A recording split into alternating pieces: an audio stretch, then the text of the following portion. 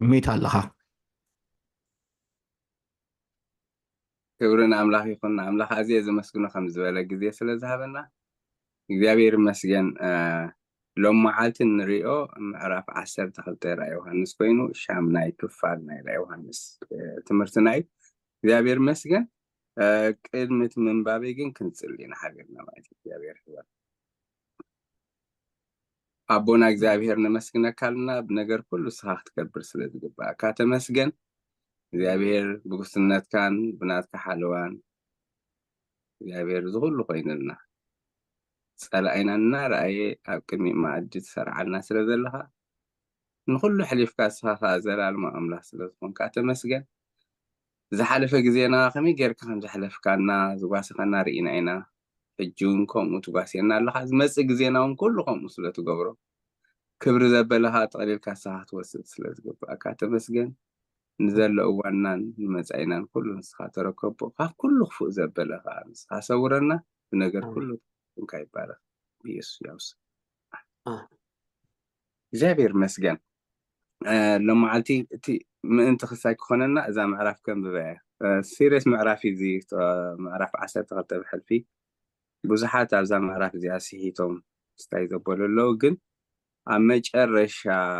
حسابات كل الناس اللي نوهابلو نحجيقن كم ببايع ما تزلن حساب نايلو معلتخا استاكو حلفي مالتي جابر بارا رايوها نسمع معرف عسر تغلطة كاب حادثة قاب عسر شو منتظر لهم ببايع مالتي عبيت مرت دما أب سماي ترعيه سبيت صحيت ونزيفا ورحقا أب تحتي أجار أخليل عسرتو كل تخواقبت دما أب رئيسا زلوا ترعيه نستخايا قلولاو مولادن تجرح كتولد كا تسعر نبرت كال تمرتخا أب سماي ترعيه إنه شو عتر اسن عسر تقرنن أب ترؤسون شو عتر زود زلو عبي قيح قبل እቲ ጭርሖ ድማ ሲሶ ካኽብቲ ሰማይ ሰሓበ ናብ ምድርን ደርበዮም እቲ ገበል ድማ ምስ ወለደትሲ ነቲ ውሉዳ ምእንቲ ክውሕጦ ኢሉ ኣብ ቅድሚ እታ ክትወልድ ዝቐረበት ሰበይቲ ደው በለ ንሳን ኩሎም ኣህዛብ በትሪ ሓፂን ዝጓስዮም ዘለዎ ወዲ ተባዕታይ ወለደት እቲ ውሉዳ ከዓ ናብ ኣምላኽ ናብ ዝፋንን ተመንጠለ እታ ሰበይቲ ድማ 1260 መዓልቲ ክምግዋ ናብቲ ኣምላኽ ዘዳልወላ ቦታ ናብ በረኻ ሃደመት ኣብ ሰማይ ከዓ ውግእ ኾነ ሚካኤል መልኣኽቱን ምስቲ ገበል ተዋግኡ እቲ ገበል መልኣኽቱን ድማ ተዋግእዎ ኣይሰዓርዎምን ከዓ ድሕር ዝስፍርኦም ኣብ ሰማይ ኣይተረኽበን እቲ ብዘላ ዓለም ዘስሕታ ዘሎ ዲያብሎስ ሰይጣን ዝበሃል ዓቢ ገበል እቲ ናይ ጥንቲ ተመን ተደርበ ናብ ምድሪ ተደርበ መልኣኽቱን ምስኡ ተደርበ ኣብ ሰማይካ ዓው ብዝበለ ድምፂ እቲ ለይትን መዓልትን ኣብ ቅድሚ ኣምላኽና ዝኸሶም ዝነበረ ከሳስ ኣሕዋትና ተደርቢ እሞ ሕጂ ምድሓን ስልጣን መንግስትን ናይ ኣምላኽና ኮይኑ ምልኪ ከዓ ናይቲ ቁብ እዩ ክብል ከሎ ሰማዕኹ ሳላድም ትገንሸልን ሳላቲ ቃል ምስክሮምን ድማ ሰዓርዎ ንህይወቶም ክሳብ ሞት ኣየፍቀርዋን ስለዚ ኣቱም ሰማያት ኣባታቶም እትነብሩን ተሓገሱ ኣቱም ምድርን ባሕርን ግና ዲያብሎስ ቁርብ ዘበን ከም ዘሎ ፈሊጡ ብርቱዕ ቁጣዓ ወሪድኩም ኣሎሞ ወይልኹም እቲ ገበል ከዓ ናብ ምድሪ ከም እተደርበየ ምስ ረኣየ ነታ ሰበይቲ ህፃን ዝወለደት ሰበይቲ ሰጎጋ እታ ሰበይቲ ከዓ ካብ ገጽ እቲ ተመን ርሒቓ ዘመንን ዘመናትን ፈረቓ ዘመንን ክትምገብ ናብ በረኻ ናብቲ ስፍራ ምእንቲ ክትነፍር ክልተ ክንፊ ናይቲ ዓቢ ንስሪ ተዋህባ እቲ ተመን ድማ ውሒዝ ምእንቲ ክወስዳስ ነታ ሰበይቲ ደድሕሪያ ከም ውሒዝ ዝኾነ ማይ ካብ ኣፉ ኣውፅአ ምድሪ ከዓ ነታ ሰበይቲ ረድአታ እታ ምድሪ ኣፋ ኸፊታ ነቲ ገበል ካብ ኣፉ ዘውፅኦ ውሒዝ ወሓጠቶ እቲ ገበል ከዓ ነታ ሰበይቲ ተቆጣዓ እሞ ምሶም ንትእዛዝ ኣምላኽ ዝሕልው ምስክር ኢየሱስ ሒዞም ዘለው ዝሰረፉ ዘርአ ክዋጋ ከደ ኣብ ሑፃ ባሕሪ እውን ደው በለ ይብለና ክብርና ኣምላኽ ይኹን ገለን ምዝካር ክኾነና ሓሳባት كل ساعة رأي يوحنس كنصنع خلنا خنرسع زيبلنا نجر انتليو رأي يوحنس معرف حدا قصر 10 شعات زلة بارسي نتزرع خين نتزلون نتدحر حجي زخون صحاف وين نتزرع خيو نتمعرف حدا نقولتنا يسوع كريستوس ما ننوتو مالتي نتزلو زبلها تشوعات محبرات معرف كلتن سلستن مالتي نتدحر حجي زخون بزعبو صحاف ولا كم معرف 4 سقاب 20 كلتن زلي مالتي نحن حجي أبزي بزعبات تدحر حجي زخون زلو ينانزل أفتي عب مكرة جزينا زلنا أفتي بدحر حج خون زولون سبيشالي كم معرف 4 سقاب 10 شومون تزلو تي نعب مكرة وان مهانو مزحف قدس ينقرنا مالي أبز حدا في تمرتنا ذكركم تخونكم معرف 10 حدا اتي أقدم أبيلو توانزي فوز أنهي نايتي ملخت منفح اتي شواعي ملخت معرف تشعت نيرو تشارشاي دحري معرف 10 سجيروس معرف 10 حدا أفتي قطر 10 حموشي سالساي ملخت تنفحمات وي سالساي ويو مالت سلسة ويو نيرا من ذكرتهم قداماي ويو خالاي ويو سالساي ويو مالت السالساي ويو أبزبل اللو جزيه بحفشو تا معرف 10 حدا رئي ذكركم ما تخونكم بزعبا مدراوت مقدس مجمريا زارب دحريو كلتا مساخر شاوعي ملختن اتا سماوت مقدس غيري زود مالتي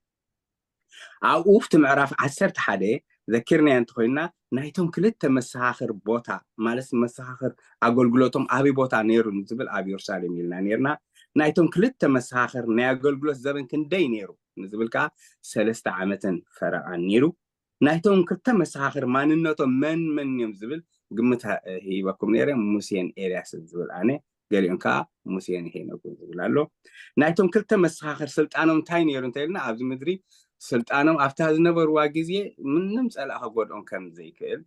سلازي سلطانهم كاب سماي انت خجو سماي كعصو سماي كخفتو قبل علي كان نجاراتون بقى دلاي من مقبار عقمي تخولتات كاب እግዚአብሔር ተዋሃቦም ጊዜ 5 ነበረ ናይቶም ክልተ መሳخر መስዋዕት ከዓ ከመይ ከም ዝነበረ እቲ ጊዜ ምስተወደ ኣምላኽ ንዕኦም ዘበለሎም ብድሕሪኡ መስዋዕቶም ከመይ ከም ዝነበረ 11 ካብ 7 ስጋብ 10 ርኢና ነርና ናይቶም ክልተ መሳخر ካብ ሞት ምትንሳእ ከዓ ዓለም نجيركم نيرة دبدبي صحيفهم بقى جيفت تلاوي أم كستكبلو دبدبي أنا في دلي وسب كاي بس خلا أفصل سيت معتي بالسرات كوين مالتي زم سبعة دياتهم جينا خايت أوبر أي عالم ملو تحقيسو وزيهم عالم ده شبرو نبرو نداتا بهذا خلا إجابير مسجن استنفاس هو توهباتهم أبكر كل حزب عالم تنسيهم إجابير مسجن إزون أب 10 حدا 10 حدا 10 خطة زلوا مايتي نايتهم كلتا مساخر أقول بلوت وسيد كأخميت كم زنبرخا رئينا إزي إلو ترى ودان معرف 10 حدا كافت دس زبل نجار أكمل الرشة شواعي ملخت مستنفحة خاب 10 حموشة زلوا قصر تاريخهم عب سماي عبد مسخونة يزلنا سماي كل جزء عبد مسيزلوا ناي مسجانا أنا أملاخ أنت جزء ترى معرف شو أنت سماي ست إلى نيرة نفرق ساعتي لو يوحنس مالتي أبزغ حاب دمس خوينو بك حاجوس كوينو انتي سلازغوني حاجوس كوينو انتي لنا سلسة نجر ذكركم أنتم تقدميتي منقست علامات كل النايتي نايتي جنشل كوين إيلو كما سجنوا خلون رمالتي نايتي جنشل كوين أما منقستات عالم كله أفتح تقول تصور خوين نسوها نجسيو ماني إيلو ناملاخ كما سجنوا خلون رمال كلايكا نتوم ناملاخ زفقرو بقى أملاح كان حسب زهبولو زبن كم سلسة زبن يلون له أريكم أنتم كوك 10 عمشان تعتي زبن يلون له اتحاد زبن من قستي نايتي قبو سلز خونت كله تتقليلو ناو سلز مز قويتانا يسوس كروسوس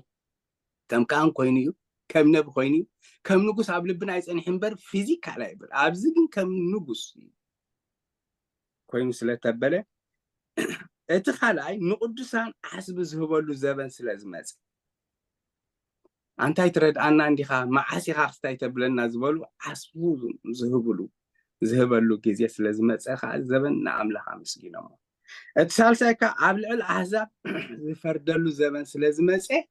نأملاح كمسكنو خلو نرى ماري أما جرشا معرف عسرت حدا اتا كاب سماي زلا مقدس أملاخ كا تخفتت اتا مقدس تابوت كيدان خا ترأي بركتاتن دمستات نغورسكاتن من قطقات مدن حبيب بردن دما هونه إلي يود ماري سلازي بتا سمايوت مقدسي نمنتاي ذا سمايوت مقدس ترأيو انت لكمني سماويت مقدس ترأي زوم سبات زياتهم اتي حساو كريستوس عبيت مقدس سجود لابول لي مسبله نساتهم كل نجر ندخلوا تجوارو مسكحارو افتفرق مالتي مكران سدتن نابدك اسرائيل مقذفتن كمص مس جمره أملاخ حدا نجر جيرو أم مقدس أملاخ كم بقى تخافيتاس تابوت أملاخ عبسا ما يكري يخلو تابوت كري يخلو ززاخرهم تأنتيلنا تابوت أملاخ ناي زيابير كبري بقى ززاخر إجزابير سموسون كم زلو بقى خيدانو خمزي رسا تتمالي نبرهام تتمالي نياقوب تتمالي نيسا تزاربوسي زفصم أملاخ كم زفن نعم أبي تربوني روقتي نجرتي مرأي مالتي بخومو تمعرف يود معيس كبرنا أملاك زي يمثل نيرو معرف صرت حدا مزخار ندحري ساكل مالتي سلازي أبز حلفوا معرفات انت أين رئينا انتلنا شو عاتة محتم رئينا نيرنا شو عاتة ملخت كات تود يمين مالتي انتربال أفتي نفس وكف ذاكركم انتخونكم أفتن شدشته محتم مستبلا معرف شو عاتة جن كمزي نعرفت جزية نعرفت خلنا كنا إجزاء نخم الله سعدل زهبلو زاربلو زنبر جزية كرمي شو عته ملخت ممسو مالي شدشت ملخت مسكدا خاني نفت شو عي ملخت كرمي منفحقا معرف عسرت حدا ذل فرق خاني بقى خم إجزاء عدل كم زهب عفتي قدمي ترينا هنا زخول عدل هيومن ندحر طاوت إن إجزاء كم حزان حد أيوة من بزح أي تمرسون إجزاء إذا مالت جن أمونغو زي دحانو سبات جن بزحات كم زنبرو خا إذا جمت كنكبر علينا مالتي حجي سالساي كاني إذا ملخت مستودع قدمي اتتصوع مفساسو اتمعات مفساسو إجزابير عدل يبالو إذا خاني زنو حق زي رأيوه معرف 10 تخلته 10 ثلاثة 10 أربعة أو 10 حمشة مدلاو كوجوريام 10 شيء تتصوع زفاسس مالتي سلازي إذا قد مفساسو زخصتو نجارات جن شو عتا نجارات الله حدا حتى نفسه صار سبيتي إلواله أبزن تاينا خرج حجي سيمبولايز مالت نفسه صار سبيتي زولا زلا نفسه صار سبيتي سلازو خنا زي كونسي بزعبا ذا نفسه صار سبيتي زيا مانع انتاي كزارب سلازو حدا أي قبل يقول زع قبل كزارب يجي كونن نعسو تغير قبل نمن انتاي ريبريزنت تقبل معي اتصال ساي كاب بحر زوز عراويت يقولوا إذا خات مسي الرابعي عم مدر زوز عراويت حمشاي حمشاي كأتهم 144 شح اليوم كا عفت مرافع 14 ريمنا حمشاي 3 ملاختي ملاخت خسب كله هرينا ملاخت نتي بدك سبع جبر سبكات نخري يبهجون ديام نيرم أبزجن participate جيرم كسب هرينا ما اتشاوعي كا ناي مدر نحاسب جزية خاني معرف 14 سكاب إسرائيل هذا اللي خاني خرينا مالتي كبرن قويتايهم بحفشو نزم معرف 10 تخلتن نمحاز كتعملنا نقول جزية بقى كم ترخا غير خمزي مش تكستاك بلوك مالتي أبزام عرف 10 تخلته حنت سبيت نفسه صار كم زلامو إذا نفسه صار زخون السبيتي بقى ختولد تسعار نيرامو حارول بقى زي سألا أزجن نتنسات والدخ وحد ذا تدالوه أبقرمي عدو زبالة نجار كم زلو السخاني اتي أيه قبل الوال ولودا خا ناب منتاي ناب أملاح انت هم زخانه اتنسات والدو نهزاب بتر حاسين زقاس خوينو اتي ولود تبعتاي مس ولدت أتا انتاي كم زخانه تمنتيلو ناب سماي كم زخداي ينقرنا مال بدحريو أب سماي وقع خمس خانة ميكيل ليك ملاختن مس ملاختون تقبل كامس ملاختون وقع خمس جورمو اتي ليك ملاخت ميكيل كمز سعرو اتي انك خابوتهم اكوادا سيطان كورد كلها سيسو رخصات ملاختي مسحيزو خمس ورده بيچرو ينقرنا مايت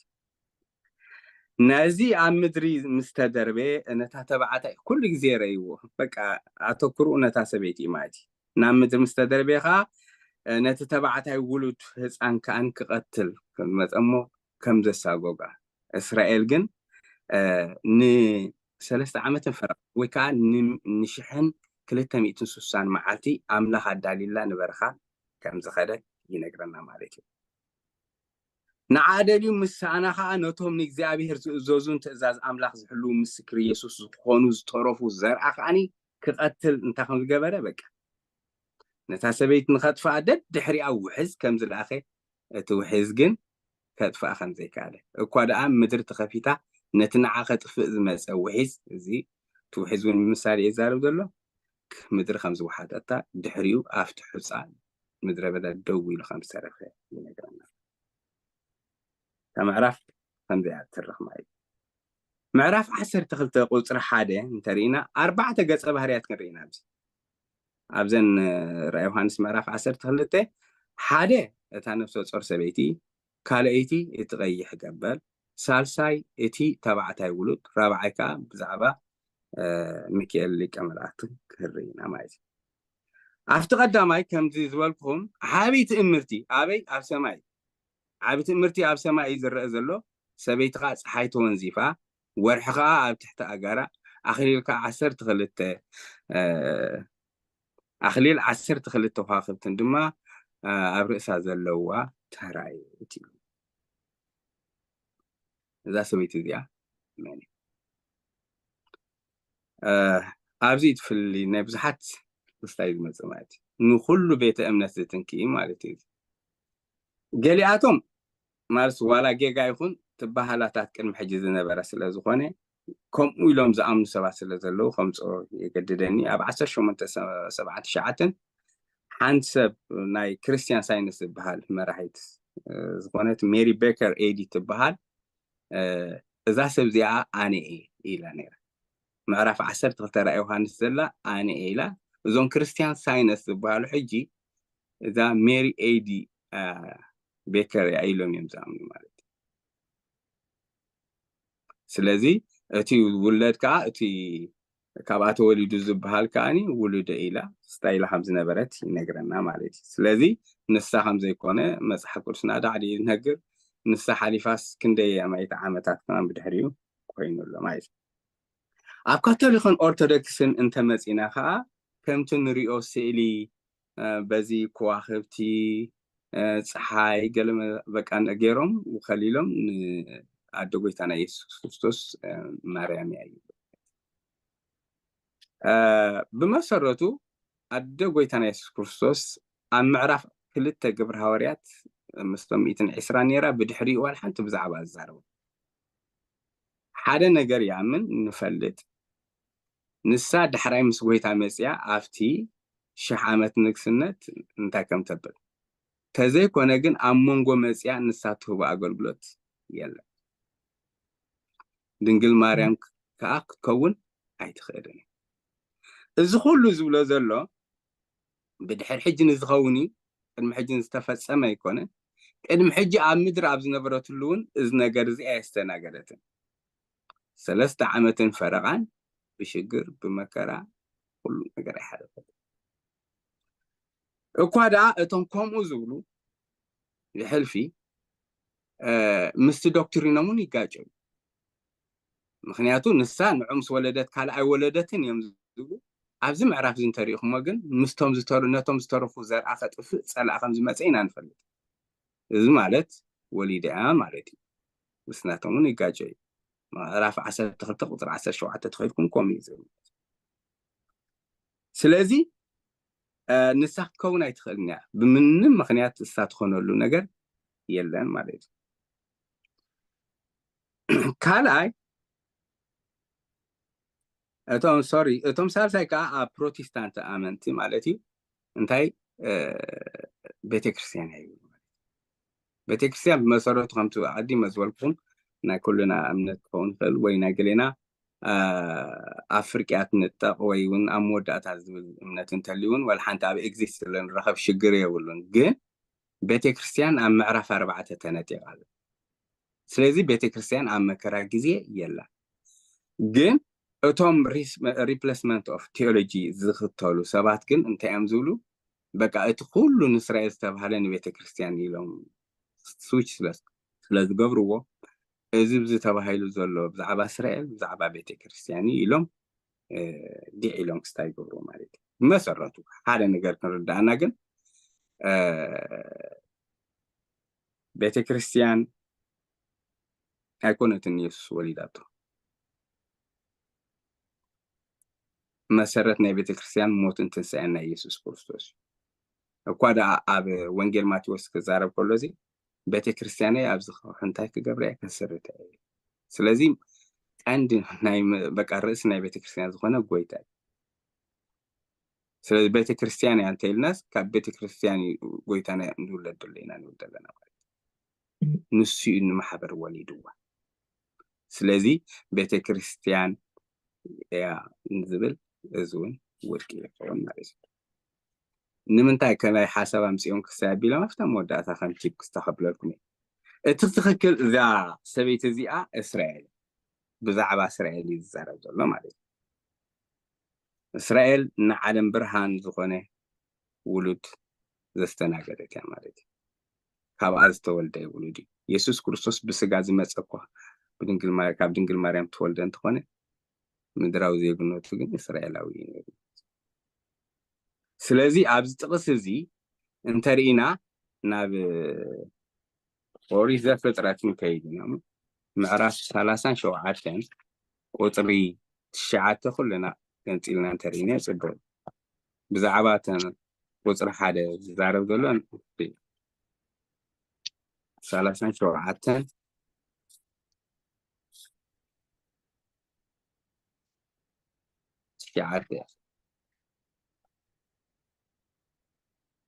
ክልተ ግዜ ሕልሚ ሓሊሙ ግን ኣንታ ተድልየኒ ዛዕባ እዚኣ ስለ ካልእ ሕልሚ ከዓ ሓለመ ንሕዋቱ ከዓ ነገሮም እንሆ ካልእ ሕልሚ ሓለምኩ እንሆ ድማ ፀሓይን ወርሕን 12 ከዋኽብትን ሰገድለ ይበለ ነቦን ንሕዋቱን ድማ ነገሮም ኣቦኡ ከዓ ገንሖ እዚ ዝሓለምካዮ እንታይ ሕልሚ እዩ ብሓቂ ዶ ኣነን ኣዴኻን ኣሕዋትካን መፂና ኣብ ምድሪ ክንሰግደልካ ኢና ኣሕዋቱ ከዓ ቆንኡሉ ኣቦኡ ግና ነዚ ነገር እዚ ኣብ ልቡ ዓቂርዎ ነበረ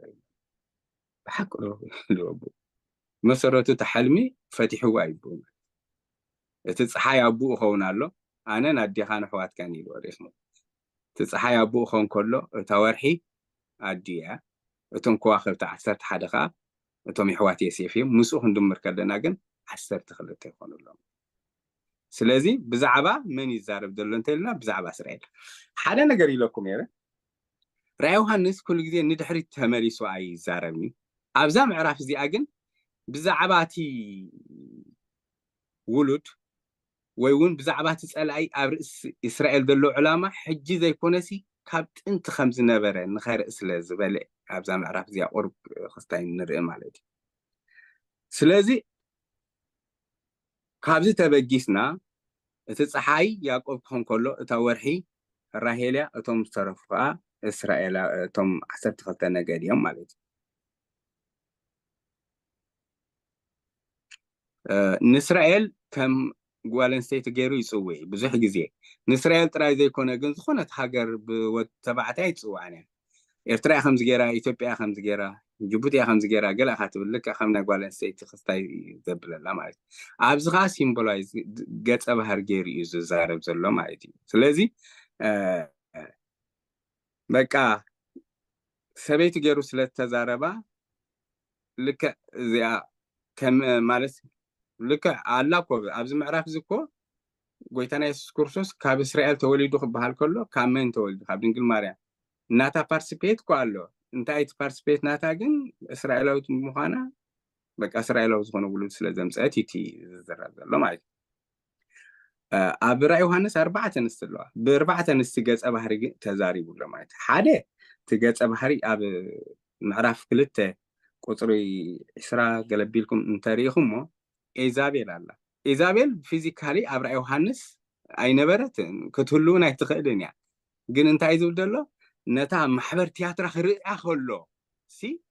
وينتا نبرت محبر كري أخلص لك فوتوكوبي نا إيزابيل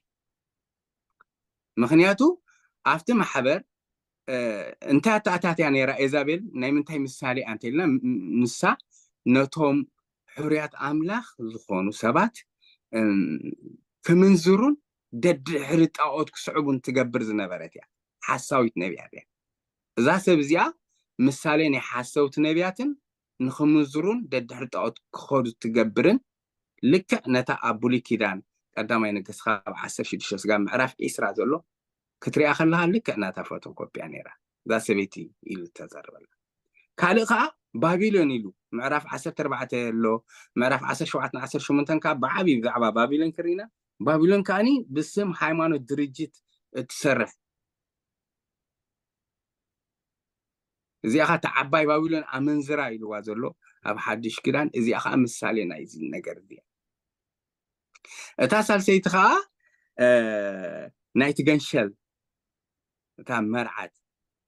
زخاني بقى تزحق سن صبي معرفي معرف 10 شعات زلو مالتي معرف 10 شعات شوعات كلا قرنطس 10 حدا خلته راي يوحنس اسرا حدن شعاتن كرخبن خلنا اتا رابعيتي خاني بزعبا اسرائيل يجي تساري دول ذا قلولاو زحازات تصعر زلا سبيتي من يا زبلني اسرائيل يا مالتي كبرنا املاك اذا قلولاو زحازا نمدلاو تقدر كتولد تتصعر زنبرت نماني انتلنا نقويتها يسوس كريستوس يسوس كريستوس ولا دول زنبرة جزي اب اسرائيل عزيو انتاي اتناي چينقي ناي مكرا تباهيلي يصوا مخنياتو نسو ابزت ولا دول جزي وانجيل ماتيوس معرف كلتا وقطري 10 شوعات منرئ مسبولي كيدان منا تحيزو تزاري ولا سلازلو صبو يكون ريا كلتا 10 شوعات 10 شو منتهي شعوتي بنبي إرمياس أبراما دمس تسمع واي تابوز حبخيات رهيل سلادك أبخيت تودي أمي مو دباس أبيس تبع له تفسمي لعلي ذولن تاريخ مع 10 شدشته شو هردوس سبت باب كم زلا قصلو مصر أي بزح وريمو نخلهم هسانات بيت اللي من أب كل جوبدو باتاتن نزت أنحن أب سبت باب أرجيس زحاتو زمن ودي كلت عامات كاو نتحتين نزلو لإخو كرتال جبر راي نقول نجر حاتي تخستايم سبلة كلت عامات نتحت زلو يكا بوزحات كان مقتالو مستلح على خاني اتياب إرمياس 30 حدا 10 حموش زلو أبراما دمس تسمع وايتا بوزح بخيات كون الرحيل كأسلدك أب بخيت تودي أمي مدباس أبيس زبالو لوك أبزي تفز إميلو ماي سلازي ذات الاستيقلو لو حيزوا زلو تولد تجدر زلا دوغويتانا نسخ ولد كله انتا ايه إذ نقر زحبان يكون سألعي بمسردو كافتا عبزة فترة معرف 13 حموشتا زلا نسو رأسها خايش فلغي سخاخا شخون أختنا كسيخات تفعل أمون قوم سلخاب تبل دك إسو عيفل إذن تاي زاريئنا نتناي بقى نسرائيل مدفع أبرع إسرائيل قال نجر مكبر مالت نتناي እግዚአብሔር حساب مخرج كم مسلمات كيري سيطان قدام علامة جرزوز عبز مدرزي قدام يتتارجيتو نتا مأخذ سنتر ناي كريستنا زخونت إسرائيل نتاي مكبري نمدفعي سيطان ناي እግዚአብሔር كيدان ناي እግዚአብሔር حساب ناي እግዚአብሔር مخرج عب إسرائيل نتاي مخانو سلازي فلت مالت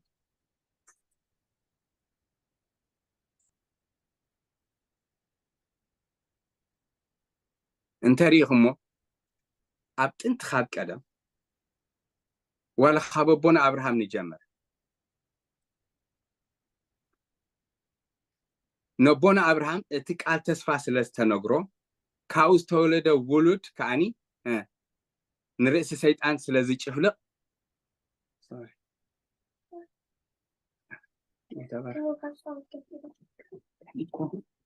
اوكي كبرنا أملاح يكون حسب اكستاجرنا ولا استايسلنا زي ما نقول أتي ناي سيطان حسابات انترينا جناون كابونا أبراهام ترى يكون قلمي اندي جميرو كابونا أبراهام انت جميرنا يجن نساراي بملكعة نقص كوست خلو ريو أتي خاب از ولد نتزمت سألة سلازي شوفلو سلازي فلت سألة أي كم جمري يقون عدم جن إجزاء هير نتنسوز ولا بتنسوز دلين بربخال أمارات سلازي تكام كيرانون مخرون زل على ما وصل زخانة نتنقص دك أسكاليو بدحريون انترينا إيساون يعقوب قتلوا مدلاي اتزارز مصب من قد يعقوب أبيليو إيساو جن يعقوب قتلوا دلينير رئيس سيدان دحر خل غف ونجر نسيز الله معي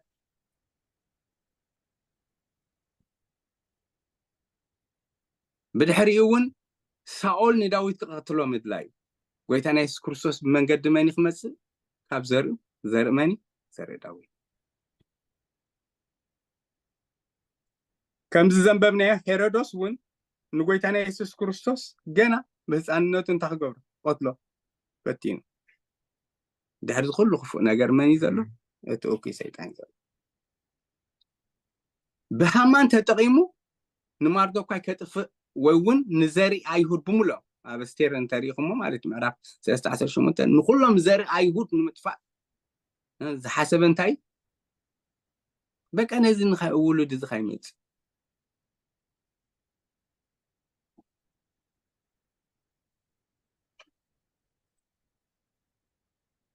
كهنات أبلع الجوي تاخد قامو قتلوا من العال دحرزيهم انتي نيرو سيطان نيرو نيهودا يحلفوا الجوي تاخد زجبرة بدحريو سيطان نيرو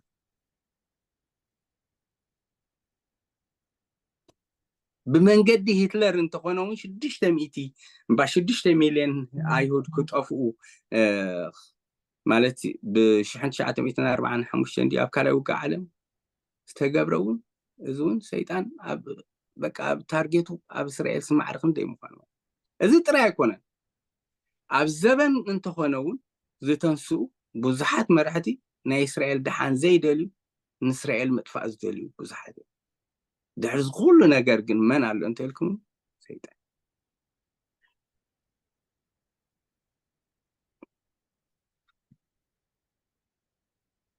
نمج الرشا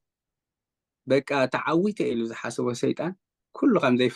نفلت له من قد انتي نقويتا نام مسكر بقى نعو نقوتلو ويون حليفهم زهوب سبات مقبارو نمج الرشا عوتي إزي إلو زي حسب أنا قر استعني حيل موت كنازني وحزي كالن كبرنا أبلاخ نحيل موت أزني وحزي كالن تنسي سيطان تعوت كزوللو سيطان زود قلو وتايس أما صحاب قدسنا خمزيبه قولس يخلته وطلع 15 نتوم حلقناتن سلطاناتن كأجفيفو بقو نفكره بجلس أستحفرهم يلوم سلذي السيطان سلا كلنا كنت خونه أبصر إذا لو تارجت كن بتعامي نصور رغم لهم قليل موت نسرائيل ينزله أفتناتن كاريكلمن موت نسرائيل ني أمريكان ينزله نمتى سيطان نسرائيل الآن تيلا مخنيات بزح نقرأ له نعلم تحق أني أملاك زفالت أتسلذ خونه نبيات كلهم نتخفوا سرح زقالصو كابا سلازغون كالون مصحف قدس انتخونون بآتم تترجمون أبانا زبسحي سلازي سيطان نسرائيل كتسألاب قدي مالي إذا تقدمي بحري تقدمي قصة بحري نيرما زرعنيا تاقلو لاو زحزا سبيتي كتولد تسعار زنبرت من يعني زبل إسرائيل زبل استعلم ማለት እቲ ካልኣይ ገጸ ባህሪ ኣብቲ ቁጽሪ ክልተ ቁጽሪ 3-4 ዘሎ እዩ ካልእ ትምህርቲ ከዓ ኢሉ ኣሎ ኣብ ሰማይ ተረእየ ኖ 7 ርእስን 10 ቀርንን ኣብ ራእሱ እውን ዘውዲ ዘለዎ ዓቢ ቀይሕ ገበል ኢሉ ኣሎ መን እዩ ቀይሕ ገበል ናይዚ ወል ሓንቲ ዘማታ ኣይኮነን ግልጽ ዝበለ ስለ ዝኾነ ናፍታ ጥቕሲ ታሕቲ ክወስደኩም እየ ቁጥሪ 9 ዘላ መን ምዃኑ ንኽንሪኦ ማለት እዩ እቲ ብዘላ ዓለም ዘስሕት ዘሎ ዲያብሎስ ሰይጣን ዝበሃል ረኸበ ዲያብሎስ ሰይጣን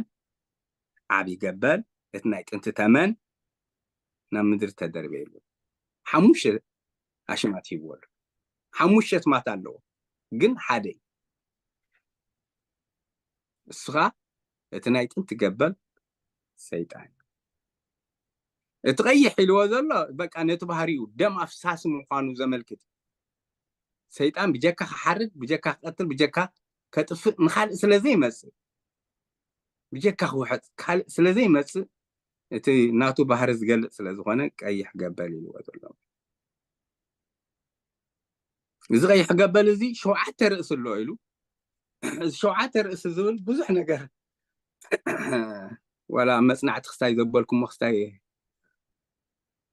7 ኣኽራን ኣብቲ ከባቢ ናይ ጣልያን ዘለዋ እዚኣተን እየን ዝብሉ 7 ርእሲ ከዓ ነገስታት እዚኣቶም ኢሎም ሰባት ዝህብዎ ነገር ኣሎ ግን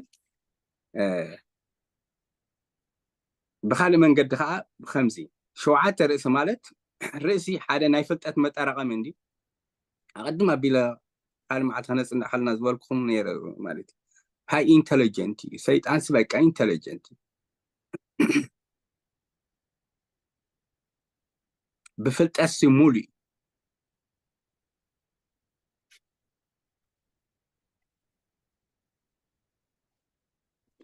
ብቐሊሉ ዝርአ ፍጡር ኣይኮነን ስለዚ በቃ ልዑል ምዃኑ ብፍልጠት ልዕል ዝበለ ምዃኑ እቲ 7 ዘመልክት ማለት እዩ እቲ 10 ቀርኒ ከዓ ቀርኒ ናይ ሓይሊ ኢለኩም ነይረ ቅድሚ ሕጂ እውን ክንሪኦ ከለና ወይ ናይ ብርትዐ ምልክት እዩ እዚ ገበል እዚ ብፍልጠት ጥራይ ዘይኮነ ከም ዝበልኩኹም ብፍልጠት ጥራይ ዘይኮነ ማለት ልዑል ዓበሲ ዋላ እውን ብሓይሊ እንተኾነ ብብርትዐ ብርቱዕ ምዃኑ እዚ ክንብል ከለና ግን ፈላጢ ክንብል ከለና ኩሉ ዝፈልጥ ኣይኮነን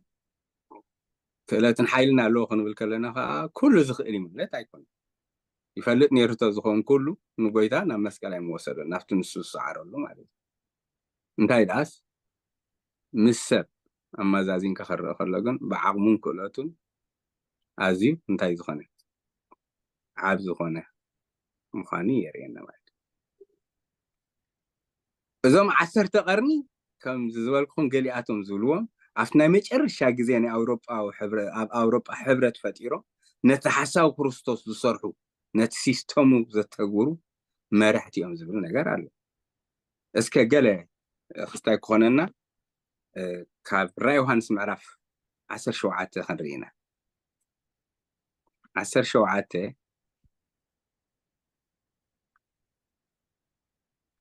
ቁጽሪ 12 እቶም ዝረኣኻዮም 10 ቀርኒ ድማ መንግስታት ገና ዘይተቐበሉ 10 ነገስታት እዮም ግናኸ ምስቲ ኣራዊት ከም ነገስታት ኮይኖም ንሓንቲ ሰዓት ምልኪ ክቕበሉ እዮም እዚኣቶም ሓደ ሓሳብ ኣለዎም ሓይሎም ስልጣኖም ከዓ ነቲ ኣራዊት ክህቦ እዮም ኢሉ ስለዚ ምዝ ክረኣዩ ከለው ስለዚ 10 ነገስታት ዝብል ነገር ኣሎ ማለት እዩ ኣብ ዳንኤል እንተኸይድና እውን ምዕራፍ 7:24 ትንቢት ዳንኤል ክንከይድና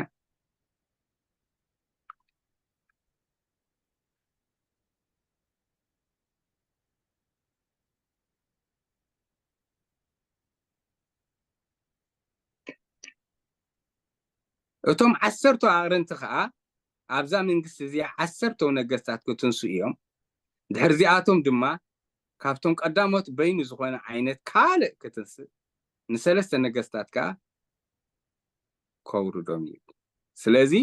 በዚ ናይ ዳንኤል ክንርኢ ከለና ከዓ 10 መንግስታት ከም ዝትንስኡ ማለት እዩ ኣብ 2:42 እንተሪእና ኡፍ ትንቢት ዳንኤል ከዓ 44 ከም ብዘበን እዞም ነገስታት እዚኣቶም ኣምላኽ ሰማይ ንዘለዓለም ከንቶ ዘይትጠፍእ ግዝኣት ከዓ ንኻልእ ህዝቢ ዘይወሃብ መንግስቲ ከተንሲ ኢሉ ብዘበን እዞም ነገስታት ኢሉ ኣሎ ብላዕሊ እንተሪኢኹሞም ወርቂ ብሩር ኣስራዚ ከምኡውን ሓፂንን መሬትን ዝተሓዋወሰ ኢሉ 4 ነገስታት ይነግሪ እቲ ሓደ ወርቂ ነቲ ባቢሎን እዩ ብሩር ንፋርስ እዩ ኣስራዚ ከዓ ግሪክ እዩ እቲ ራብዓይ ከዓ ናይ ሮማ መንግስቲ ይብሎ ማለት ምስ ተሓሒዞም ምስ ናይ ሮማ ክስታይ የተሓዝወ እቲ እንተሪእና ኮይና እተን 3 መንግስታት ኦልሬዲ ሓሊፈን እየን እቲ ናይ ሮማ ግን ስቲል እንታይ ዝብሎ እምኒ ተፈንቂላ መፅያ ድሕራይ ክድንክሮ እታ ተፈንቂላ መፅያ ክስታይ ዝገበረቶ ከዓ ንዘለዓለም ዘይትናወፅ መንግስቲ ኢሉ ነታ ናይ ጎይታ ናይ ኢየሱስ ክርስቶስ ነዚ ነገር ከም ትስዕር ስለዚ ምስ ተሓሒዞም ራብዓይ መንግስቲ ሮማ ኮይኑ ካብ ፀንሐ እዞም 10 መንግስታት ከዓ ምስቲ ናይ ሮማ ግዝኣት ኣተሓሒዞም ወይ ናይ ኣውሮጳ ክስታይ ይብሉ ማለት እዩ እዚ ናይ ብዙሓት ሰባት ግምት ዝኾነ ይዛረበኩም ዘለኹ ማለት እዩ ስለዚ ማንነት ናይ ዝቀይሕ ገበል መን እዩ ዝብል ሰይጣን በዓል እዩ ማለት እዩ ኣብ 12 ካብ 4 ስጋብ 5 ዘሎ ሳልሳይ ገፀ ባህሪ ከዓ ተባዕታይ ውሉድ እዩ ዝብል ተባዕታይ ውሉድ ካብ 12 ስጋብ 5 እቲ ጭርሖ ድማ ሲሶ ከዋኽብቲ ሰማይ ሰሓበ ናብ ምድርኻ ተደርበ እቲ ገበል ድማ ምስ ወለደትሲ ነቲ ውሉዳ ምእንቲ ክውሕጦ ኢሉ ኣብ ቅድሚታ እትወልድ ዝቐረበ ሰበይቲ ደው በለ እዩ እዚ ገበል እዚ በቃ ስርሑ ይቋረፅ እዩ ቀዳማይ ዕላማ ንዓ ስለ ዝገብር ምስ ወለደት ክውሕጦ ኢሉ ነቲ ውሉድ እንታይ ዝገብር ዘሎ በቃ ከምዚያ ኢሉ ስታንድ ባይ ኮይኑ ዘሎ ግን ኣሕሊፉ ይተውሃበን እቲ ውሉድ ተወሊዱ ማለት እዩ እቲ ውሉድ እንተተወሊዱ እንታይ ክገብሮ ከም ዝኽእል ስለ ዝፈልጥ እዩ ዝፅበያ ዘሎ እንተወሊዳቶ ክውሕጥ እቲ ውሉድ ግን ተወሊዱ እዚ ውሉድ እዚ ኣብቲ ቁፅሪ 5 በዓሉ ንኩሎም ኣህዛብ በትሪ ሓፂን እንታይ ክገብሪ ክጓሲ 1000 ዓመት ከዓ ምድሪ ክነግስ ሰይጣን ነዚኣ ስለ ዝፈልጥ ኣብ ዝፋን ኣቦኡ ዳዊት ከዓ ክቕመጥ ይድወል እዚ ሉቃስ 1:32 ክንረኽቦ ንኽእል ኢና ከምኡውን ኣብ ራእይ ዮሃንስ 10:15 እንተሪኢኹም ንሱ ብበትሪ ሓፂን ክጓስዮም ኢሉ ኣሎ ነገስታት ናይ እቲ ውሉድ እቲ ዝተነግረሉ ርእሱ ክጭፍልቕ እዩ ዝተባሃለ እቲ ካብ ክሩድ ጉንዲ እሰይ ዝመፀ ጎይታ ናይ ኢየሱስ ክርስቶስ መንግስቱ ዘለዓለማዊት ዝኾነ ፀላ ኩሉ ግዜ ወይዳ ተስፋ ዘይቆርፅ ኮይኑ እምበር ከይኮነ ከሎ ኣቐዲሙ ጎይታ እንታይ እዩ ዝብለና በቃ ነጊርና ኣሎ እዚ ነገረና ቃል ከዓ ክኸውን ብግዲ ክኸውን ኣብ ትንቢት ኢሳያስ ከምዚ ኢሉ ወዲ ተዋሂብና እዩ ህፃን ተዋሂብና እዩ ብዛዕባ ስልጣን ናይቲ ህፃን ከዓ ብሙሉእ ዘርዚርዎ መካር ግሩም እንዳበለ ማለት ገና ካይተወልደ ከሎ ከይመፅእ ከሎ እዩ ተዛሪቡ ከም ህልው ገይሩ ሕጁን ገና ንዘት ዘይመፅእ ከም ህልው ገይሩ ጎይታ ዝነግረና ዘሎ ግን ክኸውን ፀላኢ ነቲ ተነግረ ቃል በቃ ንኻይከውን ንኸፀልምት ኣይክእልን እዩ ከዓ እምበር ግን ከዓ ተስፋ ኣይቆርፅን ሲሶ መላእኽቲ ሒዙ ብጭርኡ ምስ ወደቐ ነቲ ውሉድ ንክውሕጥ ጎይታና ግን ብበትሪ ሓፂን ክጓሲ ኣብ ዝፋን ኣቦኡ ዳዊት ቅመጥ 1000 ዓመት ከዓ ኣብዚ ምድሪ እዚ ክነግስ ከምቲ ዝበሎ ኩሉ ነገራት ክፍፀም ንምንታይ ራይ ድሕሪት ኣምፂኡ ዛረበና ዘሎ ድሕሪት ኣይዛረብ ነይሩ እንታይ ኢልና ውዲት ናይ ዝፀላእ እዚ ካብ ቀደም ኣትሒዙ ኣብ ልዕሊ እስራኤል ዘለዎ ዕላማ እናቱ ክነግረና ስለ ዝደለየ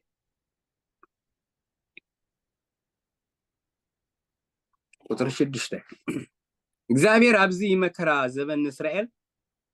ኣብዚ ሽግር ኣብዚ መከራ እዚ ኣፍቲ በቃ ከምዚ ቅድሚ ሕጂ ዝበልኩኹም ከስተውዕልዎ እንዲዮም ጀሚሮም ኣብ መቅደስ ኣነ እየ ኣምላኽኩም ኢሉ ከብል ምስ ጀመረ ለካ እቲ ዝቀተልናዮ መሲሕ ንሱ እዩ ነይሩ ኢሎም ክበኽዩ ምስ ጀመሩ ገጾም ናብ እግዚአብሔር ምላስ ምስ ጀመሩ እግዚአብሔር ከኣብዚ ናይ መከራ ግዜ ኣብዚ 1260 መዓልቲ 42 ወርሒ ወይ ከዓ 3 ዓመትን ፈረቐን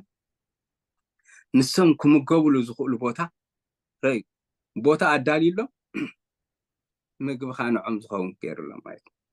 ቁጥር 12:6 ረይዎ ከምዚ ይብል እታ ሰበይቲ ድማ 1260 መዓልቲ ክምግብዋ ናብቲ ኣምላኽ ዘዳልውሎ ቦታ በረኻ ሃደመት ኣምላኽ እንታይ ገይሩ ኣብኡ ከዓ ክምግብዋ ወይኒ ኣምላኽ ኣርቦት ከመይ ገይሩ እንታይ ገይሩ ክምግባ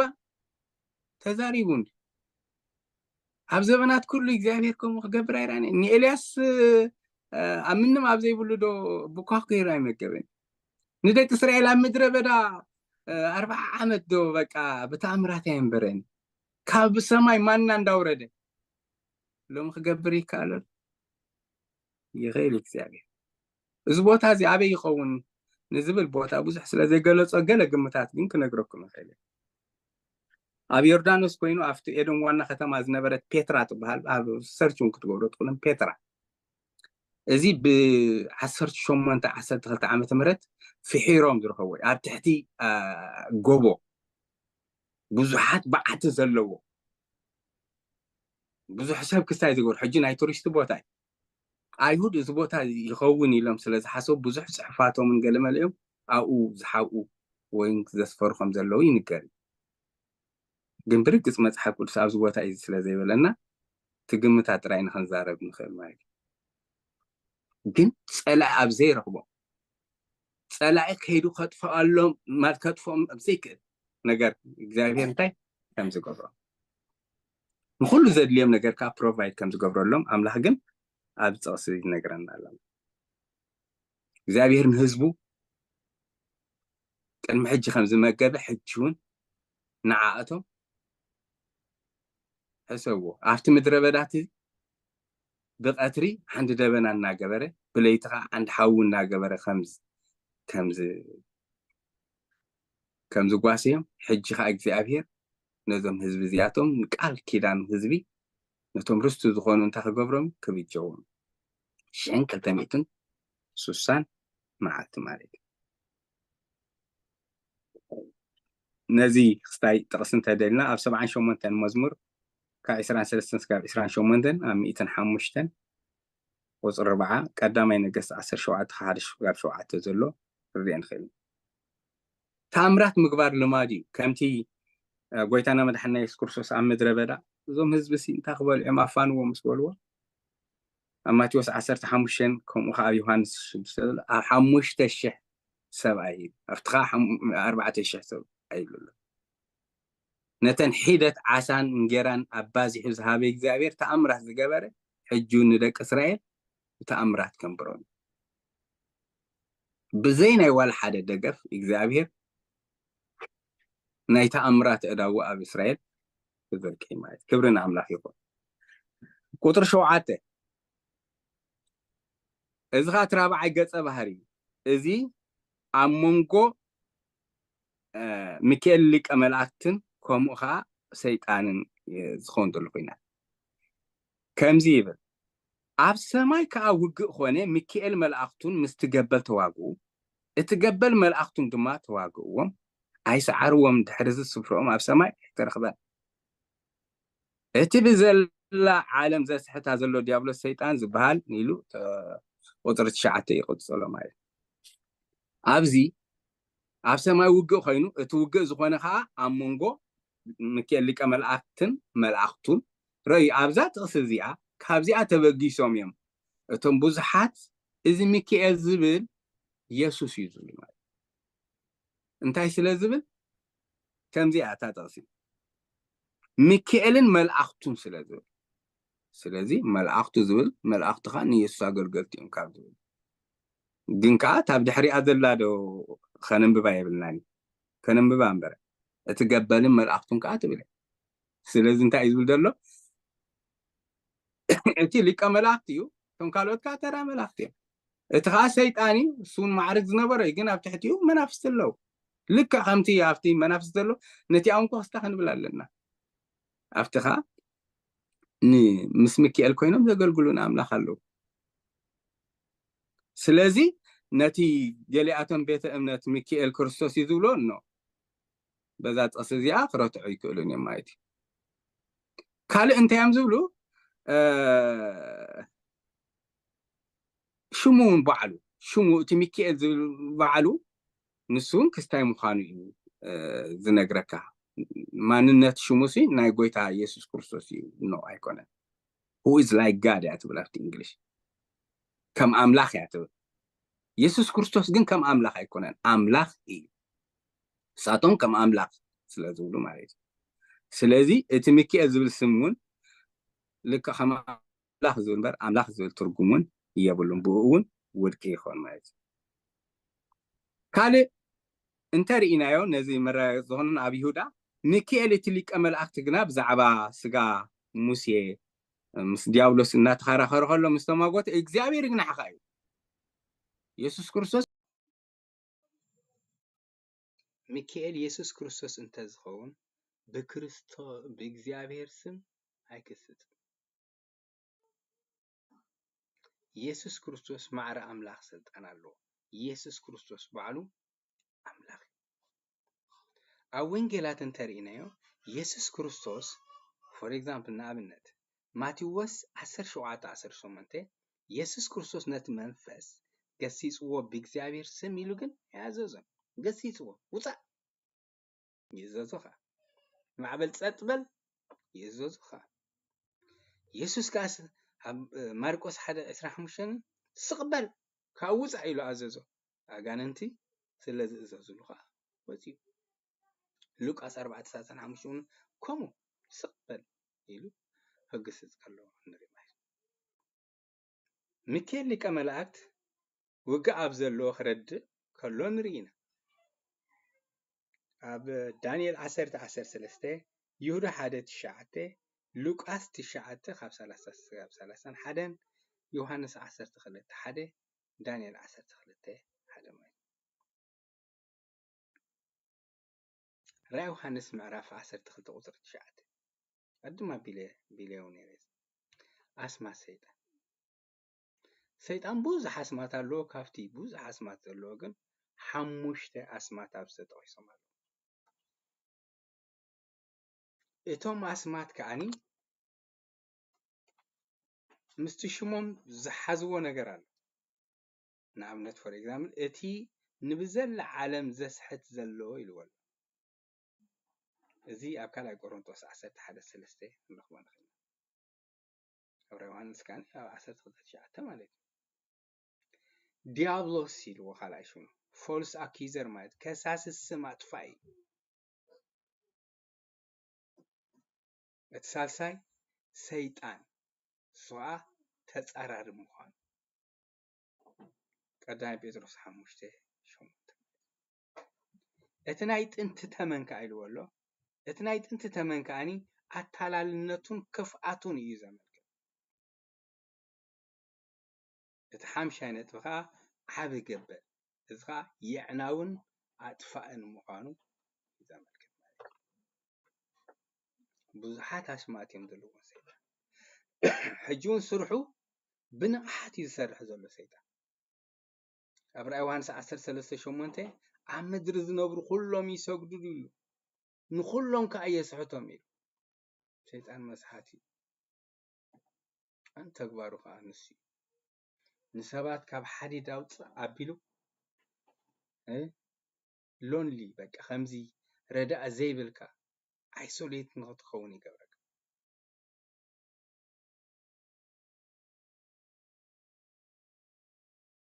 قويتا قنا قدمو ناقرناي أو ونجل ماتوس 14 كمزي زعبا مجرشا يزي خزارب كله نحاسوت مسيحاتن باي نحاسوت نبياتن حساو مسيحين حساو نبياتن زغلصلو معرف 13 سلام دي مايس كمصيوم مو انت تخالم نتيهم حريات እኳ ከስሑቱ ትእምርትን ተአምራትን ክገብሩ እዮም እቲ ሓሳዊ ነቢ ነቲ ፀረ ክርስቶስ ባይታ ምእንቲ ክኸፍተሉ ብዙሕ ትእምርትን ተአምራትን ክገብር ከሎ ኢና በቲ ትእምርትን ተአምራትን ዝገብሩ ከዓ ብዙሓት ሰባት ኣብ ምድሪ ሽዑ ክስሕቱ እዮም ኣብ ዘበና እኮ ቀንዲ ካብትን ምስሓትን ሰባት ዝጥቀምሉ ዘለዉ ስልቲ እኮ ትእምርትን ተአምራትን ኩሉ ትእምርትን ተአምራትን ግን ካብ ቤተ ካብ ካልእ ካል ኣብ ቃል ኣምላኽ ንሰረት በቃል ኣምላኽ ጌርና ነገራት ንዘኖ ምስ መንፈስ ቅዱስ ጽቡቕ ዝኾነ ኮኔክሽን ኣለውና መንፈስ ቅዱስ ምስ መንፈስና ኮይኑ ስለ ዝመስከር ማለት እንተዘይ ኮይኑ ብዝመፀ ውሕጅ ክንውሰድ ኢና በሎን ዝበልናና ክንደግም ኢና ማለት ካብ ዝኸምዚ ይሰውረና ራእይ ዮሐንስ 12:10 ኣብዚ ምዕራፍ እዚ ሰይጣን ካብ ሰማይ ናብ ምድሪ ከም ዝተደረበ ካብ ሰማይ ከዓ ዓው ዝበለ ድምፂ ከምዚ ክብል ከሎ ሰማዕኹ ኢሉ ከምበበ ደስ ዝብለኒ ተቐሲቱ 12:10 ኣብ ሰማይ ከዓ ዓው ብዝበለ ድምፂ ከምዚ ክብል ከሎ ሰማዕኹ ኢሉ እቲ ለይትን መዓልትን ኣብ ቅድሚ ኣምላኽና ዝኸሶም ዝነበረ ኸሳሲ ኣሕዋትና ተደርቢኡ እሞ ሕጂ ምድሓን ስልጣንን መንግስትን ናይ ኣምላኽና ኮይኑ ምልክ ከዓ ናይቲ ቅቡእ ኮይኑ ይኽብል ከሎ ሰሚዑ ክብሪ ንኣምላኽ ይኹን እዞም ምስጋና ዝድርድሩ ዘለዉ መን እዮም ገለገለ ሰባት መላእኽቲ እዮም ይብሉ ገለገለ ግዜ ከዓ ኣብ መከራ ግዜ ተሰው ዝተሓርዱ ነፍሳት እዮም ይብሉ ገለገለ ካቶም 24 ሽማግለታት እዮም ይብሉ እግዚአብሔር ዝውክሉ ማለት ነው እግዚአብሔር ማሕበር ዝውክሉ ማለት ነው ቅድሚ ሕጂ እውን ኣብ ሰማያት ዓብይ በቃ በቲ ኣብ ምዕራፍ 11 መንግስታት ኩለን ናብኡ ክጥቕለላ ምስ ሰበላ ንጎይታሲ ዓው ብዝበለ ድምፂ ተሰሚዑ ነይሩ እቶም 24 ሽማግለታት ከመስግኑ ከለዉ ንርኢ ንምንታይ ኣብ ሰማያት ዓው ብዝበለ ድምፂ ኮይኑ እንተኢልና ሰለስተ ነጥብታት ነይሮም ኣብኡ ዘበን ስለ ዝመፀ እቲ ዘበን እቲ ከምዚ ኢሉ ትኽዳ ጎይታ ኣብ ዓለም ዝነግሰሉ ዘበን ስለ ዝመፀ ከመስግኑ ከለዉ ንርኢ ንቅዱሳኑ ዓስቢ ዝህበሉ ዘበን ስለ ዝመፀ ምዕራፍ 11 መወዳእታታት ዘሎ ጥቕሲ እቲ ሳልሳይ ከዓ ኣብ ልዕሊ ኣሕዛብ ዝፈርደሉ ግዜ ስለ ዝመፀ ከመስግኑ ከለዉ ንርኢ ኣብዚ ከዓ ካብ ሰማያት እቲ እኩይ ሰይጣን ምስ ተደርበየ ናብ ምድሪ ፃሕ ምስ በለ ሰማይ ሮፍታ ረኺቡ ዓው ብዝበለ ድምፂ ከዓ ከመስግን ከሎ እዞም ዘመስግን ዘለዉ መን ምዃኖም እኳ ተዘይየብልና እቲ መላእኽቲ እዮም ዝብል ክኸውን ኣይክእልን መላእኽቲ ንደቂ ሰባት ኣሕዋትና ክብሉ ኣይክእሉን 19:10 ራእይ ዮሐንስ ዋላ ክስታይ ከበልና ክእል ክፈትሓልና ክእል ኣነ ከዓ ክሰግደሉ ኢለ ናብ ቅድሚ ኣጋርፉ ግን በልኩ ንሱ ድማ ከይትገብሮ ተጠንቀቕ ምስክር ኢየሱስ እቲ መንፈስ ትንቢት እዩ እሞ ኣነስ ከማኻን ከምቶም ምስክር ኢየሱስ ዝሕዙ ዘለዉ ኣሕዋትካን ባርያ እየ ንኣምላኽ ደኣ ስገድ በለኒ ኣነስ ከማኻን ከምቶም ምስክር ኢየሱስ ዝሕዙ ዘለዉ ኣሕዋትካ መላእኽቲ ኣሕዋትካ ክብሉ ይኽእሉ እዮም ኣሕዋተይ ግን ክብል ኣይክብልን ስለዚ ኣብ ሰማያት ዓብ ድምፂ ዝኾነሉ ናይ ምስጋና ምክንያት ዝኾነ እንታይ እንተኢልና ስለቲ ምድሓኑ በቃ እግዚኣብሔር ነቲ ሓደ ዘፍቅሮ ወዱ ይኹኑ ደቂ ሰባት ምጃው ዝፈፀሞ ምድሓን በቃ ስለዚ ነገር እዚ ንኣምላኽ ከመስግኑ ከለዉ ንርኢ ኣብ ራእይ ዮሃንስ 7:10-11 ከምኡ ክትርእዩ ትኽእሉ ስለ ሓይሉ ስለ ብርትዑ ንእግዚኣብሔር ከመስግኑ ከለዉ ኣብ ውሽጢ ጥቕሲ ማለት እዩ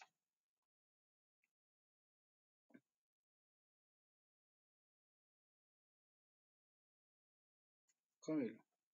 ምድሓኑን ስልጣኑ ከዓ ክጥቀም በቃ ሕጂ ይጥቀም ስለ ዘሎ መንግስቱ ከዓ ዘለኣለማውነቱ ነቲ ኸሳሲ ኣሕዋት ዝኾነ ሰይጣን ብምድር ባዩ ኣብ ሰማይ ዓው ብዝበለ ድምፂ ምስጋና ክስምዖ ንርኢ ስብሓት ንኣምላኽ 12:11 መልሽቱ ምስጋና ይቕፅል ሳላ ደም ትገንሸልን ሳላቲ ቃል ምስክሮምን ድማ ሰዓርዎ ንህይወቶም ክሳብ ሞት ኣየፍቀርዋን ኢሉ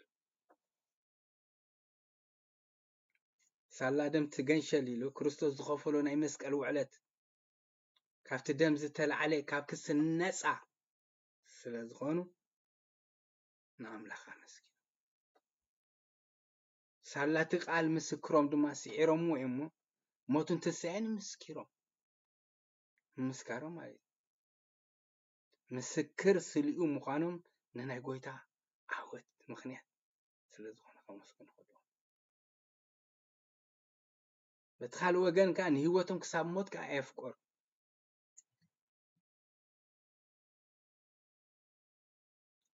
በዚ ነገር እዚ ንኻይንጉዳእ ኢሎም ንህይወቶም ምንም ነገር ኣይፈርሁን ስለ ጎይታ ንህይወቶም ዋጋ ንዝሓትት እንትኾነ እኳ ንምንባር ኣይባሃጉ ስለ ጎይታ እሙናት ኮይኖም ክነብሩ ከለዉ ንኹሉ ንዝሓቶ ነገር መስዋእቲ ርእሶም ከም ክብርቲ ገይሮም ኣይቆፅሮም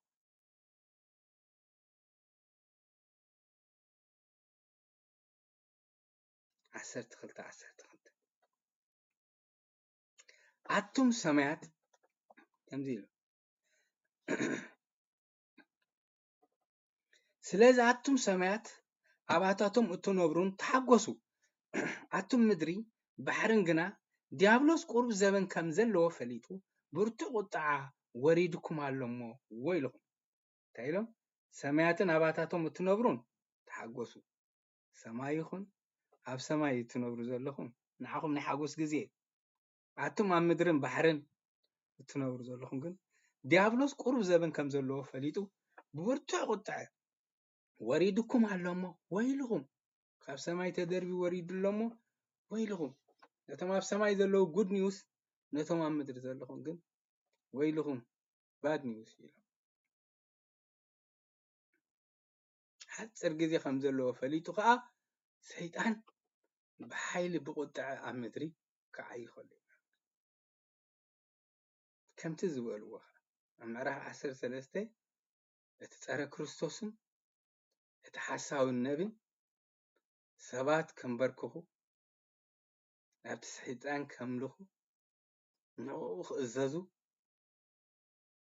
ንዕኡ ክብሪ ክህቡ ደድሕሪኡ ክስዕሩ ከለዉ ኢና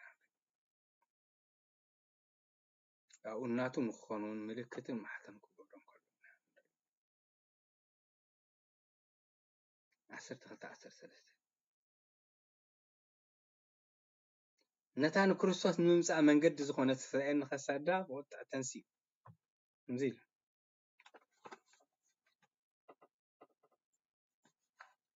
እቲ ገበል ከዓ ናብ ምድሪ ከም እተደረበየ ምስ ረአየ ነታ ተባዕታይ ህፃን ዝወለደት ሰበይቲ ሰጎጋ ኢሉ ነዛ ሰበይቲ እዚኣ ካብ ምስጓግ ካብ ምስዳድ ዓዲ ይውዕልን ካብ ሽዑ ጀመሮ ስጋብ ሕጂ ዝቕፅሎ ዘሎ ንዓ ዝፀልኡ ሰባት በቃ ኣብ ልቢ ኩሉ ሰብ ተፀላኢት ክትከውን ኣብ ሃገራት ኩለን ተፀላኢት ክትከውን ምእንቲ ሰይጣን ብዝኾነን ዘይኮነን እንዳ ወንጀል እስራኤል ኣብ ልዕሊኣ ኩሉ ግዜ ባድ ኒውስ እዩ ዘውፅእ ነታ ንክርስቶስ ንምምፃእ መንገዲ ዝኾነት እስራኤል كساددا بقطع تنسيو حجون انتقونا مستدادو حدقا كابونا أبراهام أتحيزو زابير ندك سبات زحقونو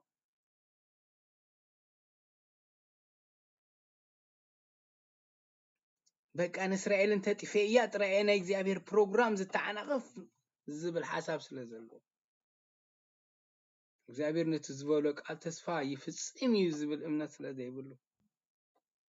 تسفا بزي مقرات نتزحازو أجندا سقاب حجي يترى أي قارصنك إكزابير نسرائيل كو بزحات نعوزهم لخو نعوز فرس سلازلو كيكونا الرزواز حوز نعوز غحديا جن قال كيدان اللو نتهزبتي نزاتو تسفا خا زيت ألم أملاح سلازو سيطان عزيز سلا سبيشال خاي عري خاني صلعته زوسخ كاني قال كيدان سلازة فرس عفتي فرقي نساتهم كا سلازة خحدوه قبل على إسرائيل أبزق وانزي أبزق نمبو زلنا أفتق وانتي بطعم يخبق على بقطع بنادري قبل على أختنس قطري 14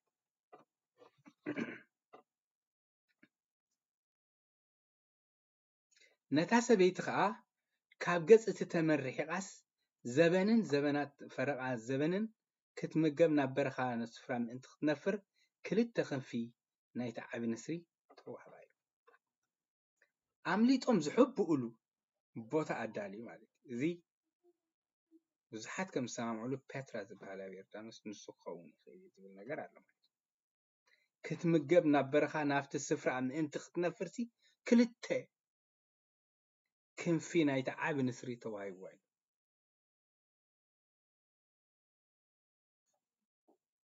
عب وانجيل ماتوس إسرار وعتن عسرت حموشي خزارة كله 50 اتب نبي دانيال تبهله نايت فعت رخصت عبتا سفرة قيمو انتريهم اتزين ببيستوعلي تقوان زخونه له زليتي شعو كاب هدا زلو نابخران هدومي نا إسرائيل هد منبار ازي نابخران ناب تحت بعدي كارم هلو نافت برخا كملتو نخاد مئنت خلو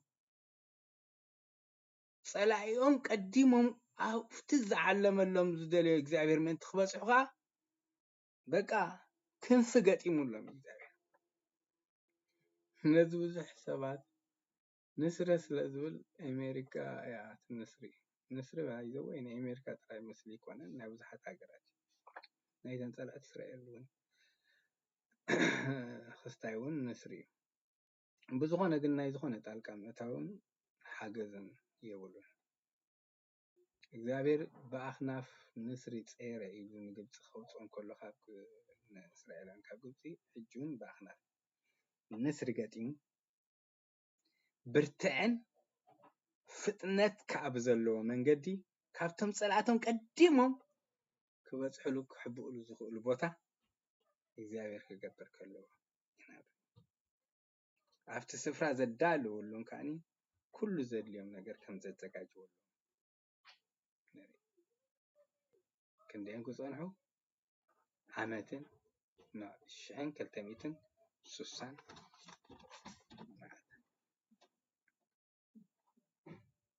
ራእይ ዮሐንስ 12:15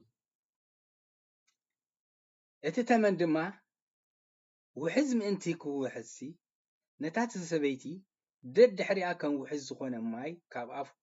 ኣውፅእ ምድሪ ሕጂ ካብ ኣፉ ውሕዝ ኣውፅእ ብዙሕ ማያት ምእንቲ ትውሕዝ ምእንቲ ክወስዳ ከዓኒ ብዙሕ ዝኣክል ማይ ብድሕሪያ ክትተፍእ ማይ ክስተ ከሎ መንፈስ ቅዱስ እዩ ክሕፀብ ከለኻ ከም ናይ እግዚአብሔር ቃል ይምልከት ማይ ከም ውሒዙ ክመጽእ ከሎ ግን ጥፋት ስለዚህ ጥፍዓት ይናብኣ ዘምፅእ ካብቲ ተመን ዝወፀ ወሓዚ ከዓኒ ወይ እቲ ዝተተፍአ ብድሕሪኣ ንዓ ከጥፍእ እቲ እናቱ ዕላማ ማለት እዩ ኣብ 16 ምድሪ ከዓ ነታ ሰበይቲ ረድአታ እታ ምድሪ ኣፋ ከፊታ ነቲ እቲ ገበል ካብ ኣፉ ዘውፅኦ ውሒስ ወሓጠቶ እዩ ነቲ ካብ ገበል ዝወፀ ውሒስ ከጥፍኣ ዝመፀ መከራ ካብቲ ጥፍኣት እቲ እንታይ ክትገብር ከላ ምድሪ እንታይ ክትገብራ ከላ ኣፋ ከፊታ ናይ እግዚኣብሔር ጣልቃ ምእታው ብዙሓት ነገስታት ኣዋሃሂዳ ገለመልታት ክመፁ ንእስራኤል ንከጥፍኡ ከፅንቱ ከምዘይነበረት ንክገብሩ ንዝመፁ እግዚኣብሔር ጣልቃ ከኣቱ እግዚኣብሔር ኣብቲ ሽዑ ግዜ ጥራይ ዘይኮነስ ኣብ ዘበንና ኣብ ዝረኣናዮ ገሊኡ ከዓ ዝሰማዕናዮ ኣብ 67 ይኹን ኣብ 75 ይኹን ዋላ ቅድሚኡ ዝነበረ 1945 ድዩ ናዚ ዘበለሉ ንእስራኤል ሲ በቃ ጠፍኡ ተወጢኑ ጠፊኦም ኣብ ዝተባሃለሉ ፋሕ ኢሎም በቃ ሕጂስ የለውን ኣብ ዝተባሃለሉ እግዚኣብሔር ግን ዘላለማዊ ሓሳቡን ኪዳኑ ስለዘይለወጠ ኣብ እስራኤል ዘለዎ ከዓ ስለዘይልወጥ እግዚኣብሔር መስገን ክብጀዋ ከሎ ኢና 5-6 ተዋሂደን ከጥፍኣ ክደልያ ከለዋ ብውሑዳት ሰባት ነቶም ብዙሓት ከምቲ ሒደት ኢኻ ግን ክንዲሽሕ ዝበሎ ነቲ ሒደት ክንዲሽሕ ክገብሮ እየ ነቲ ውሑድ ብርቱዕ ክገብሮ እየ ዝበለ እግዚኣብሔር ብርትዕቲ ክገብራ ከሎ ድሕሪ እስራኤል ናይ እግዚኣብሔር ቅልፅም ናይ እግዚኣብሔር ህላወ ናይ እግዚኣብሔር በቃ ምስኦም ምህላው ኢኻ ትርኢ ኪዳኑ ፅኑዕ ምዃኑ በቃ መፅሓፍ ቅዱስ ፅኑዕ ዝኾነ እምነታዊ ክትሕድር ዝገብር በቃ ንእስራኤል እንዳረኣኻ እስራኤል ኮምፓስ እያ ናይ ዝመፅእ ኮምፓስ ናይ ዝሓለፈ ኩሉ ነገር እግዚኣብሔር ኣብኣ ዘርኣዮ ርህራሄን ኣብኣ ዘለዎ ኪዳኑ ሪኢኻ ብዛዕባ እግዚኣብሔር ክትሓስብ ብዝመፅእ ከዓኒ ከተስተንትን ከለካ ኣዝዩ ሓይልካ ክብርን ኣምላኽ ኣብ እስራኤል ኩሉ ግዜ ጣልቃ ምስኣተው ዘይጠልም ምዃኑ ዘርእየሉ ዘሎ እግዚኣብሔር 12-17 ከምዚ እቲ ገበል ከዓ ነታ ሰበይቲ ብቁጥዐ እሞ ምስቶም ንትእዛዝ ኣምላኽ ዝሕልውን ምስክር ኢየሱስ ሒዞም ዘለውን ዝተረፉ ዘርአ ክዋጋእ ኸደ እቲ ገበል ነታ ሰበይቲ ተቆጣዕ እሞ ምስቶም ትእዛዝ ኣምላኽ ዝሕልው እዚ ውሉድ እዚኣቶም ናይ እግዚኣብሔር ትእዛዝ ዝሕልው ናይ ኢየሱስ ክርስቶስ ምስክር ዝኾኑ ኣብ መከራ ዘመን ዝሓኑ እዮም ዝብል መረዳእታ ኣሎ 17 ዝተረፉ ዘርአ ዝብል ባይዘው ያቀድም ኣቢለ እውን ነጊረኩም ነይረ ማርያም እያ ዝብል ኣብቲ መጀመርያ ምዕራፍ ክንዛረብ ከለና ቅልውላው ዝሓዛ ሰበይቲ ማርያም እያ እንተኢሎም እዞም ዝተረፉ ዘርአ ዝብል ዘሎ ከዓኒ ውሉዳታ እንተኮይኖም ውሉድ ኣለዋ ንምባል ዋላ ሓንቲ ክሳይ ትብል ኣይኮነን ምስቲ ናቶም ዶክትሪን ዝፃረር ማለት እዩ ብዝኾነ እቲ ንሶም ዝበልዎ ስለ ዘይኮነ እዛ ሰበይቲ እዚኣ እስራኤል እያ ነቶም ዝድሓኑ ሰባት ትእዛዝ ኣምላኽ ንዝሕልው ናይ ኢየሱስ ክርስቶስ ምስክር ዝኾኑ መከራ ከም ዝመፅእ እዩ ዝነግረና ዘሎ ቁፅሪ ምዕራፍ 10 ቁፅሪ 17 እዚ ክንብል ከለና ግን ዘርኢ እስራኤል ዝኾኑ 144,000 ንዖም ግን ሰይጣን ክጎድኦም ኣይክእልን ኣብ ግንባሮም ስም እግዚኣብሔር ማሕተም መንፈስ ቅዱስ ተነቢሩሎም እሞ ጉድኣት ኣብኣቶም ካይበፅሕ ተገይሩ ተሓቲሙ ኣብኣቶም ዋላ ሓንቲ ጉድኣት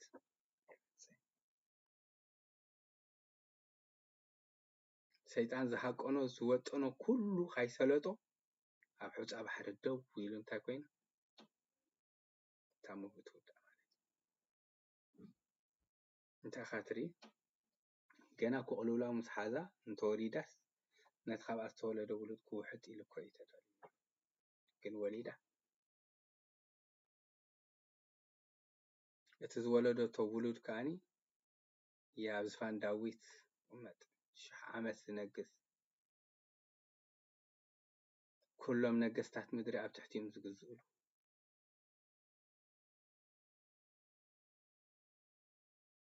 ክብሪ ንጎይታ ይኹን። ኣምላኽና ሓያል ኣምላኽ ከም ኣምላኽና ዝበለ ኣምላኽ ወላ ሓደ የለን። ናይ እግዚኣብሔር ኪዳን